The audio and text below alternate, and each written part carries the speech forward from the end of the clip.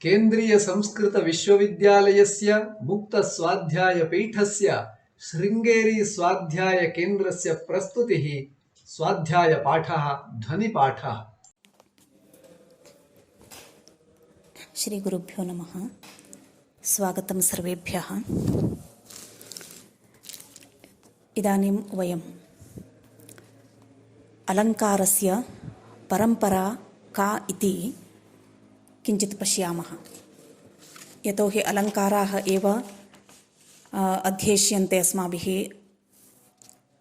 अतः अलङ्काराः कथम् आगताः, कथं निबद्धाः, आलङ्कारिकाः किं वदन्ति अलङ्कार विषये इत्येते विषयाः अस्माभिः अवश्यं ज्ञेयाः भवन्ति। वस्तुतः अलङ्कारपरम्परायाः प्रथमः आचार्यः भवति भरतमुनिः, यः नाट्यशास्त्रं लिखितवान्। तत्र नाट्यशास्त्रे 4 एव अलङ्काराः तेन निर्दिष्टाः। उपमा, दीपकं चैव रूपकं यमकं तथा काव्यस्यैते ह्यलङ्काराः 4 परिकीर्तिताः इत्युक्तं तेन।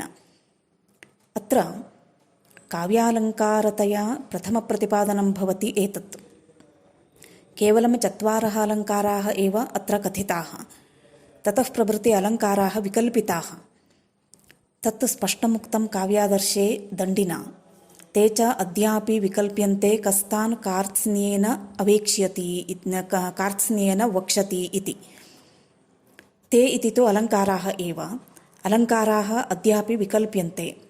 कः पुरुषः अलङ्कारान् कार्त्स्न्येन नाम सम्पूर्णतया वक्तुं शक्नोति न शक्नोति इत्येव। अग्निपुराणे व्यासः 16 अलङ्कारान् उक्तवान्। तत्र 10 अध्यायेषु काव्यतत्त्वानि प्रतिपादयामास। तत्र 47 अध्याये शब्दालङ्काराः, तदग्रिमे अर्थालङ्काराः, तदग्रिमे अध्याये शब्दार्थालङ्काराश्च निरूपिताः सन्ति। तदनन्तरं भामहाचार्यः, सः काव्यशास्त्रस्य प्रथमः आलङ्कारिकः इति परिगण्यते। आद्याचार्यः इत्येव सः प्रसिद्धः। केचन वस्तुतः दण्डिनं प्रथमत्वेन विचारयन्ति। अस्तु नाम, भामहस्य ग्रन्थः काव्यालङ्कारः इति वर्तते। तत्र 6 परिच्छेदाः विद्यन्ते। 400 कारिकाः सन्ति। द्वितीय-तृतीययोः अलङ्कारनिरूपणं च वर्तते।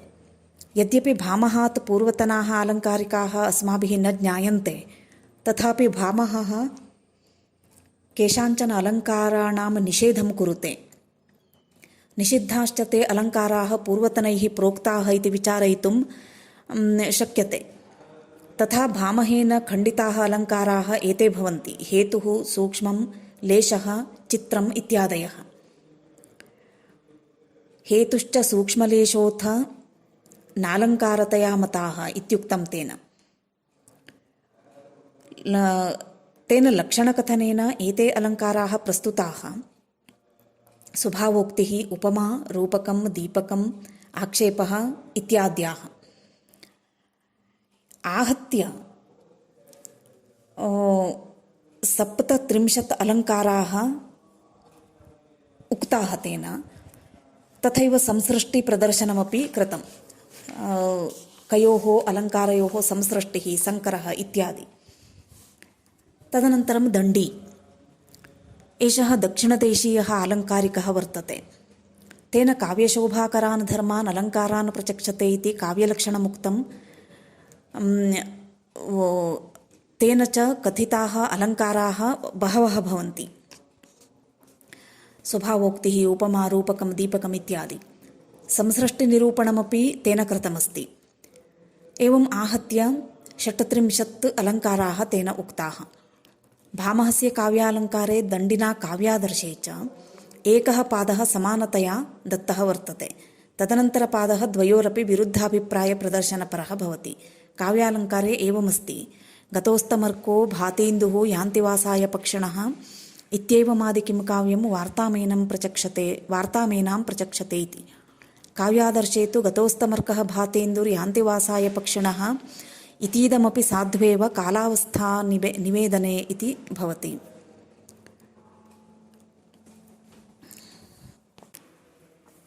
दण्डिनः अनन्तरम् उद्भटः, तस्य ग्रन्थः काव्यालङ्कारसारसङ्ग्रहः।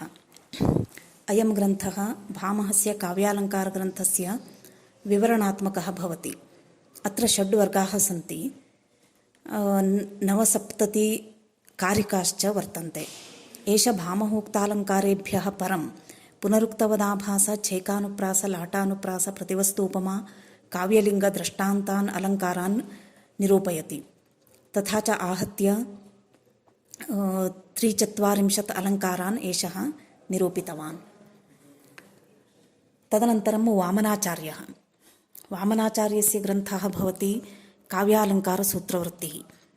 सूत्रवृत्त्युदाहरणात्मकः अयं ग्रन्थः। अत्र 5 अधिकरणानि, तेषु 12 अध्यायाश्च वर्तन्ते। आलङ्कारिकनामके 4थे अधिकरणे 3 अध्यायाः वर्तन्ते। ते च अलङ्कारप्रतिपादकाः सन्ति।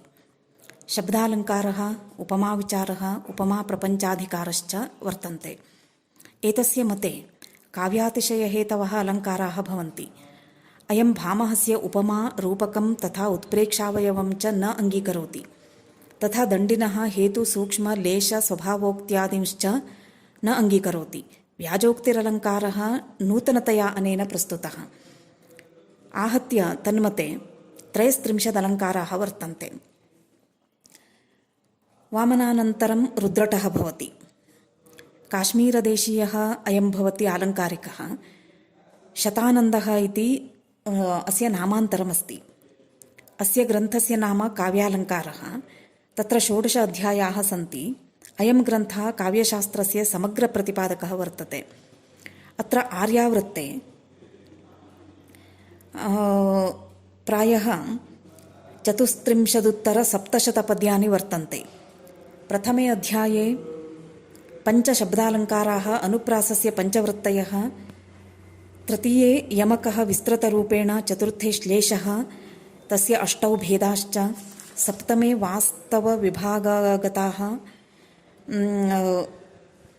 23 अलङ्काराः, अष्टमे औपम्यविभागगताः 21 अलङ्काराः, नवमे अतिशयोक्तिविभागस्य 12 अलङ्काराः, दशमे श्लेषविभागस्य 10 भेदाश्च वर्णिताः।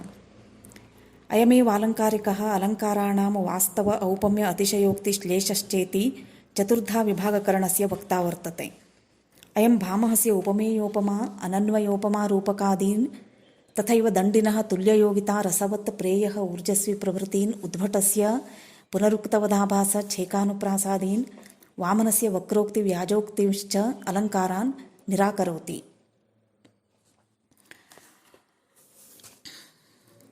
तदनन्तरं भोजः।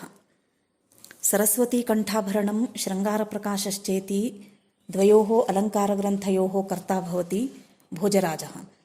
ताभ्यां ऋते व्याकरण, आयुर्वेदादिष्वपि अस्य पाण्डित्यमस्ति। धाराधीशः राजा आसीत्। अस्य सरस्वतीकण्ठाभरणे 5 परिच्छेदाः वर्तन्ते। द्वितीये परिच्छेदे 24 शब्दालङ्काराः, तृतीये 24 अर्थालङ्काराः,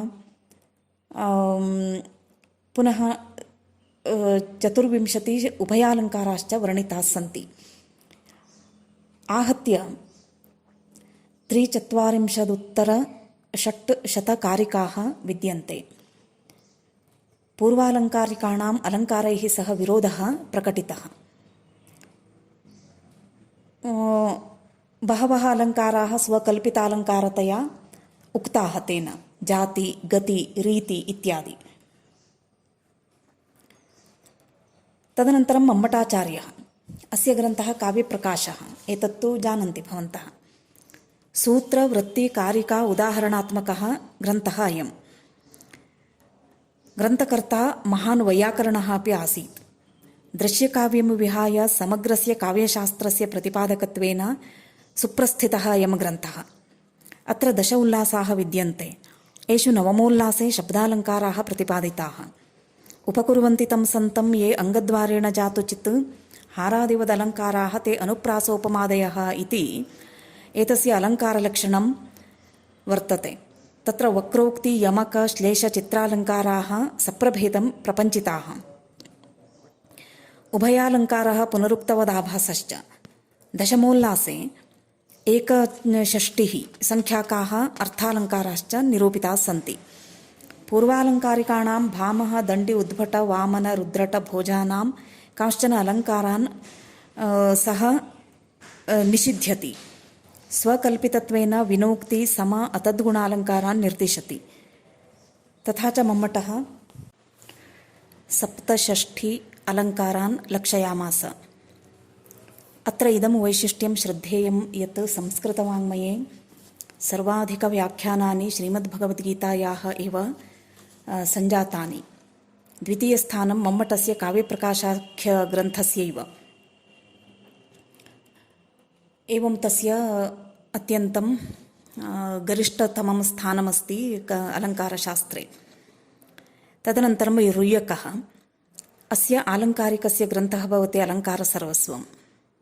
अयं तु सूत्रात्मकः ग्रन्थः. केवलम् अलङ्काराः अत्र प्रतिपादिताः.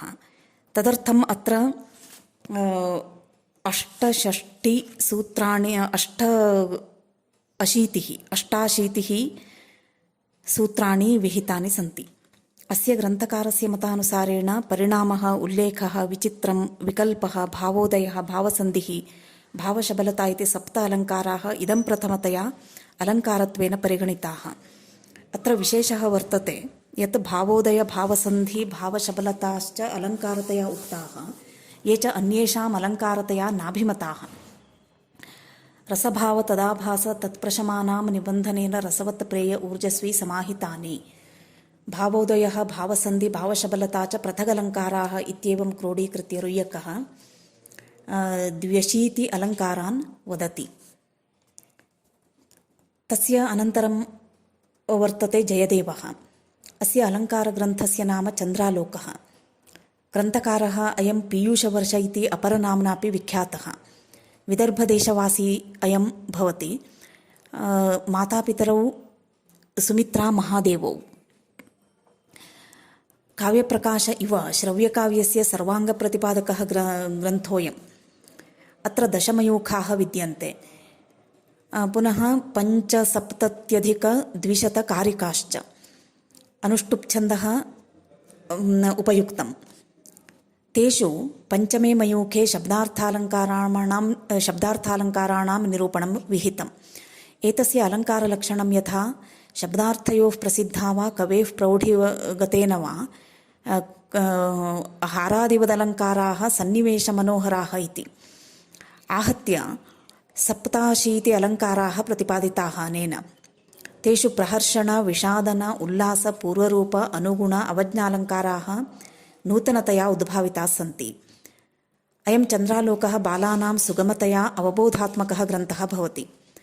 चन्द्रालोकादृते प्रसन्नराघवम् इति नाटकमपि अयं रचितवान्. तस्य अनन्तरं भवति विश्वनाथकविराजः. उत्कलदेशे जन्म प्राप्य एषः महान् आलङ्कारिकः सञ्जातः. अस्य पिता 14 भाषाज्ञानी आसीत्. चन्द्रशेखरः इति तस्य नाम. कविराजः अयम् 18 भाषासु पण्डितः आसीत्. अस्य अलङ्कारग्रन्थः भवति साहित्यदर्पणः. साहित्यदर्पणादृते प्रभावतीपरिणयः इति नाटकं, चन्द्रकला इति नाटिकां, राघवविलासमहाकाव्यं, नरसिंहविजयाख्यं खण्डकाव्यं, कंसवधकाव्यं, कुवलयाश्वचरितनामकं प्राकृतकाव्यं, प्रशस्तिरत्नावली इति 17 भाषाकाव्यं, काव्यप्रकाशदर्पणः इति काव्यप्रकाशटीकां च निरमात्. साहित्यदर्पणः दृश्यश्रव्यकाव्ययोः उभयोः प्रतिपादकः भवति. काव्यप्रकाशादयः केवलं श्रव्यकाव्यप्रतिपादकाः इति स्थिते अयं ग्रन्थः उभयप्रतिपादकः इति अस्य ग्रन्थस्य वैशिष्ट्यं वर्तते. अत्र 10 परिच्छेदाः विद्यन्ते. तेषु 10मे अलङ्कारनिरूपणं विहितम्.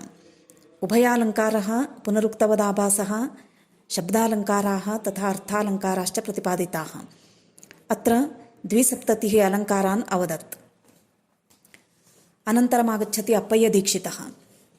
तेलङ्गदेशे विजयनगराधिपतेः वेङ्कटपतेः आश्रितः आसीत्। सर्वशास्त्रपारङ्गतः अयं च काव्यशास्त्रसम्बन्धी ग्रन्थद्वयं कुवलयानन्दः चित्रमीमांसा चेति रचयामास। व्याकरणस्य अद्वैतवेदान्तस्य मीमांसायाश्च ग्रन्थाः भक्तिपराः अनेके ग्रन्थाः तदनु दीक्षितैः विरचिताः। उभयोः अलङ्कारग्रन्थयोः अपि अलङ्कारचर्चा च प्रधानविषयः। कुवलयानन्दे केवलम् अलङ्कारविषय एव विवेचितः इति अलङ्काराय तेन दत्तं सर्वप्राथम्यं प्राधान्यं च ज्ञातुं शक्नुमः। अस्यैव स्वकीयाः अलङ्काराः एते वर्तन्ते। प्रस्तुताङ्कुरालङ्कारः व्याजनिन्दा अल्पः सम्भावना मिथ्याध्यवसितिः ललितः अनुज्ञा रत्नावली गूढोक्तिः विवृतोक्तिः युक्तिः लोकोक्तिः छेकोक्तिः निरुक्तिः प्रतिषेधः विधिः प्रतिषेधः श्रुतिः अनुपलब्धिः ऐतिह्यं संकराः अलङ्काराः। आहत्य दीक्षितमते 24,100 अलङ्काराः वर्तन्ते। सर्वान्ते भवति जगन्नाथपण्डितराजः। अयमपि तेलङ्गदेशीयः। लक्ष्मी पेरुभट्टौ मातापितरौ। अनेन विरचितः प्रौढः अलङ्कारग्रन्थः भवति रसगङ्गाधरः। न्यायशैल्या अस्य शास्त्रीयत्वं सुदृढम् उपपन्नं। यद्यपि अस्मिन् ग्रन्थे 5 आननानि विद्यन्ते इति श्रूयते, तथापि प्रथमाननद्वयमेव गोचरीभवति। अन्यानि आननानि तु अनुपलब्धानि। उपलब्धयोः आननयोः काव्यशास्त्रत्वप्रतिपादनं कृतं। सूत्रवृत्त्युदाहरणात्मकोऽयं ग्रन्थः। अत्र इदं वैशिष्ट्यं वर्तते यत् उदाहरणं समग्रं ग्रन्थकर्त्रा जगन्नाथपण्डितेनैव विरचितं भवति, न तु इतरेषाम्। तदुच्यते तत्र निर्माय नूतनमुदाहरणानुरूपं काव्यं मयात्र विहितं न परस्य किञ्चित् इति। परं च तान्युदाहरणानि अतीव ललितानि हृद्यानि च वर्तन्ते। अत्र अलङ्कारग्रन्थे 70 अलङ्काराणां विवेचनं तेन कृतमस्ति। तेन लिखिताः अन्ये ग्रन्थाः चित्रमीमांसाखण्डनं, मनोरमा कुचमर्दिनी, गङ्गालहरी, अमृतलहरी इत्यादयः भवन्ति। एवम् अलङ्कारस्य परम्परा भवति। अग्रे वयं साक्षात् अलङ्कारान् प्रति गच्छामः। प्रथमतया शब्दार्थालङ्कारः, तदनन्तरं शब्दालङ्काराः, तदनन्तरम् अर्थालङ्काराः इत्येवं क्रमेण। तत् वयम् अग्रिमपाठे पश्यामः।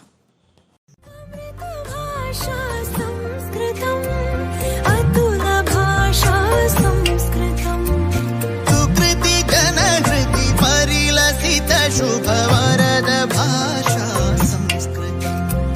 भुवन भाषा संस्कृतम्, भवन भाषा संस्कृतम्। भरत भुवि परिलसित काव्य मनोज्ञ भाषा।